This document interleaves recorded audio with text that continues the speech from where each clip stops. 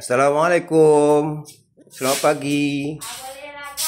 Hari ini 26 hari bulan 11 2025. Seperti biasalah Pandan nak update. Cat kuih dah siap. Jadi hari ini Pandan nak mulakan cat tembok kat bawah ni. Yang ni agak lebar sikit. Kena pakai tangga lah tu. Okey, sebelum tu Pandan nak tampal plaster, tambal masking tape untuk tempat yang susah nak ambil side. Doakan Pandan sihat, doakan Pandan sihat, doakan Wan sihat juga, insya-Allah. Semoga-moga keluarga kita semua sihat, sahabat-sahabat sihat.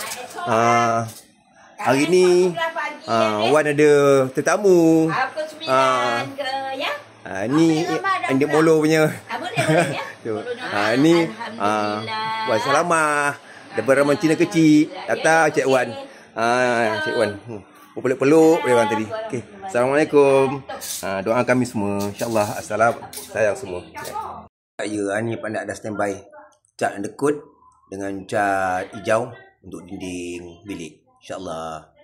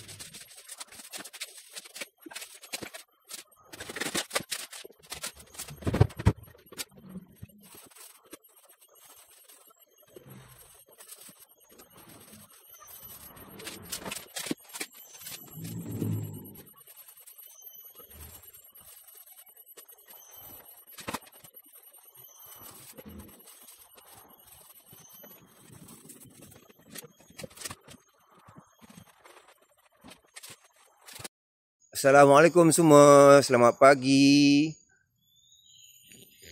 Hari ini 27 hari bulan November 2025.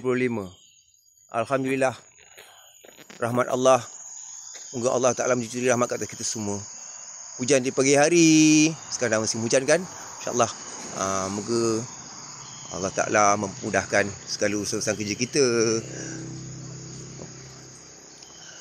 Doakan Pandan, doakan Mak Ndak sihat, doakan Wan juga sihat, keluarga kita sihat semua, insya-Allah.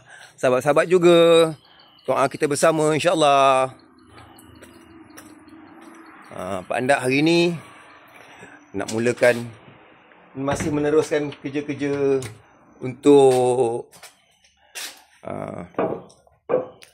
mengecat bilik.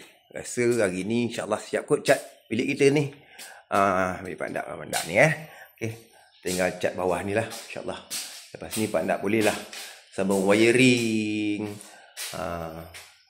masukkan barang-barang dulu. Pandan akan buat makanan, nak masuk bilik dulu lah, insya-Allah. Lama sangat Pandan tidur luar dengan Mak Ndak tu. Okey, doakan Pandan sihat semua ya. Assalamualaikum, sayang semua.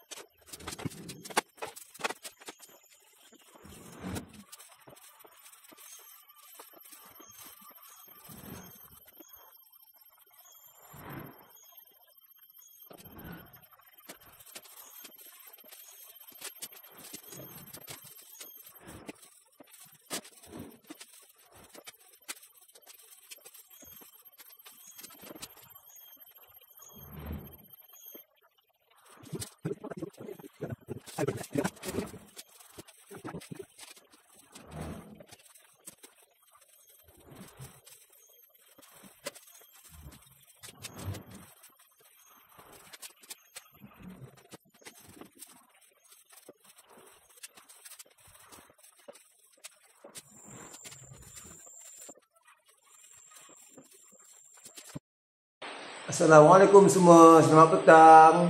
Alhamdulillah. Bilik pandai dah siap cat dah. Alhamdulillah. Okey. Allah Ta'ala pemudahkan segala kerja-kerja insya-Allah. Alhamdulillah.